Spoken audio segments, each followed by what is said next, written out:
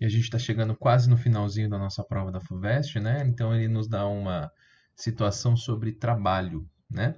Trabalho aí que tem diversas formas com que vai aparecer para a gente. Inclusive até nessa prova já, em algumas questõezinhas atrás, nós falamos sobre o trabalho quando um gás realiza trabalho, né? Então há diversas formas da gente poder calcular o trabalho realizado por um corpo, né? E o que a gente tem nessa situação? A gente tem uma carga, né? Uma carga positiva mais Q aqui, e ela está sendo elevada aqui, né? Uma referência de uma altura H.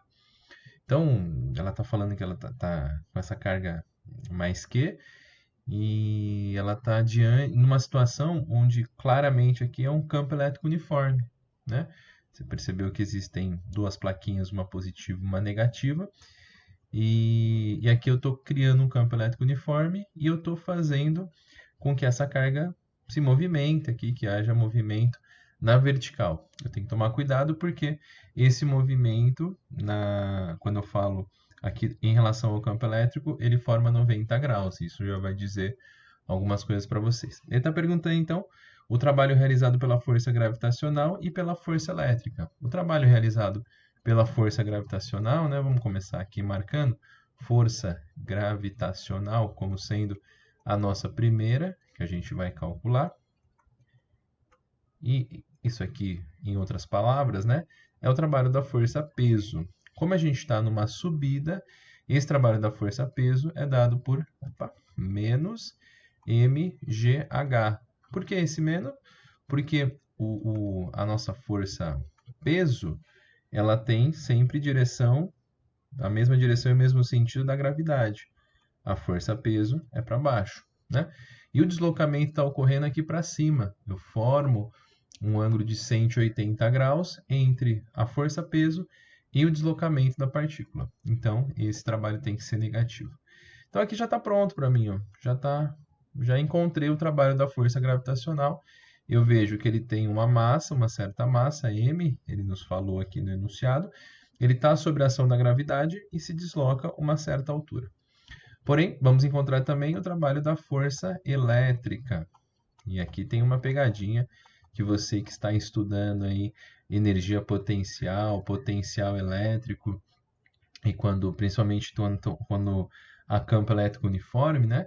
Você deve se recordar que o trabalho da força elétrica é dado por Q vezes a diferença de potencial aqui. No entanto, olha aqui que a FUVEST fez, ó. Ela fez um movimento na vertical. E o campo elétrico aqui é formado na horizontal, portanto tem um ângulo de 90 graus. Ou então, se você quiser aplicar isso aqui, quando eu saio desse ponto e vou para outro, no movimento vertical, eu estou sobre o mesmo potencial, né? Então, esse cara aqui vai ser zero, né? A diferença de potencial é dado pelo potencial no início menos o potencial no final.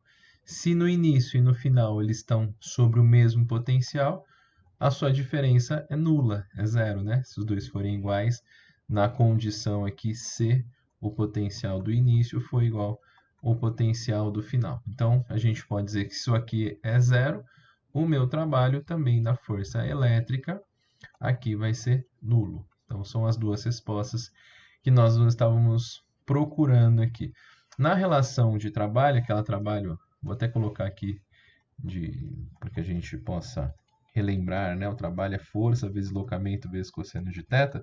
Veja que assim como eu falei, como o ângulo era 180 aqui, a força que a gente trabalha como força elétrica dessa carga, ela vai ter um ângulo, uma carga positiva, ela tem que ter a mesma direção e o mesmo sentido do campo elétrico.